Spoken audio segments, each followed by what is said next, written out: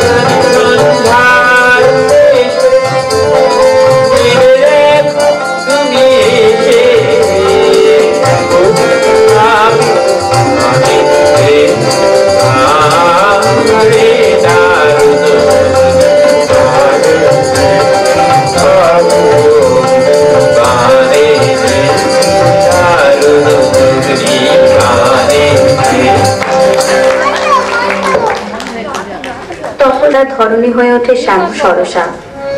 ধরিত্রীর পূর্ণতা নীলাঞ্জন ছায়া ফেলে উৎসুক মানব মনে অঝোর বর্ষণের রিমিঝিমি শব্দে জেগে ওঠে মন। বেজে ওঠে চিরন্তন মেঘদূতের অনাদি বিরহের বাণী। দেখিলাম খোলা বাতায়নে গানা গাথো আপন মনে, গাও গুনগুন গুঞ্জুরিয়া জুথি করি নিয়ে কোলে।